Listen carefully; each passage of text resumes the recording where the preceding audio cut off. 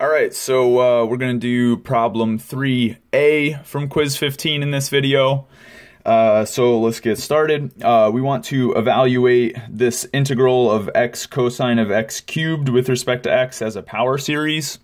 And so what we're going to do is use the Maclaurin series for cosine to expand x cosine of x cubed as a power series, and then we'll integrate the power series as we normally do. Okay, so first things first, the Maclaurin series for cosine of x, and then I'll replace the x with an x cubed. We'll recall is from n equals 0 to infinity. We got negative 1 to the n, x to the 2n divided by 2n factorial, right? This is our Maclaurin series for cosine. Okay, so now I want a power series for x times cosine of x cubed. And so like I said, for cosine of x cubed, I'll just replace the x cubed for x here. And so the way that's going to come out, so I'll deal with the x later. The way that's going to work out, right, is instead of having an x here, I have an x cubed. Still raising to the power 2n. I'm still dividing by 2n factorial. None of that changes.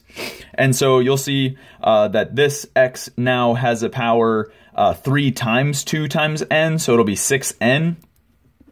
And then when I put this one in, I'll just add 1 to that power, right? Because I increase the power on x by 1. All right, so my power series representation for x times cosine of x cubed is like this.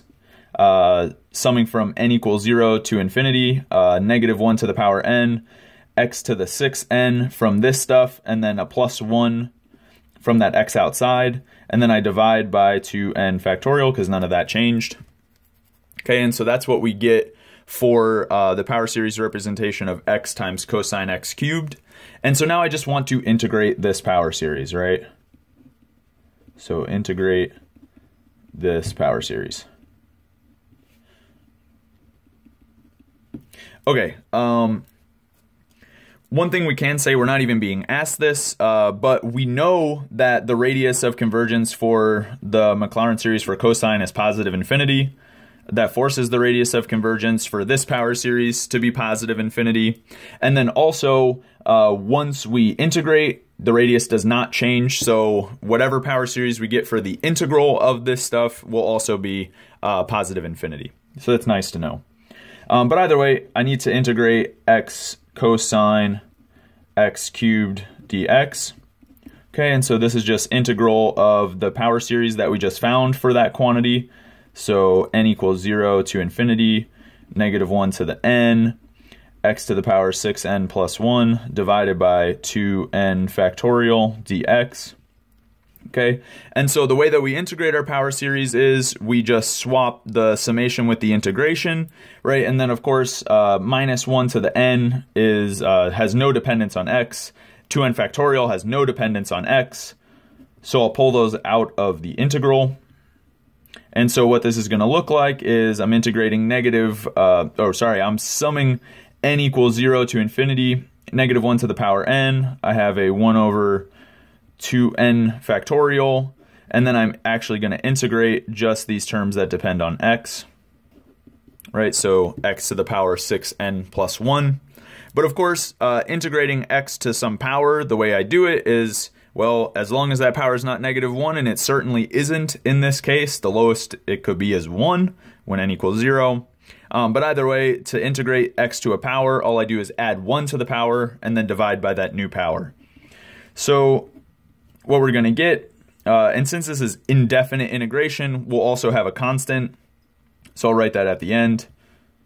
So this is what our summation will look like. Negative 1 to the power n, x to the power 6n plus 2 now, right? Because I'm adding 1 to the power. And then I divide by, well, 2n factorial sticks around. And then I also pick up this additional factor of 6n plus 2 in the denominator. And then I just have this plus constant, right, because I did an indefinite integration, and so I just have my constant. Okay, and I don't know what this function is actually equal to, so there's no value of x I could substitute and just say, oh, okay, well, I know how to determine that constant. So in this case, we're just going to leave it as an arbitrary constant. And so this is our power series expansion for the integral of x times cosine of x cubed. Okay, and that completes problem 3a.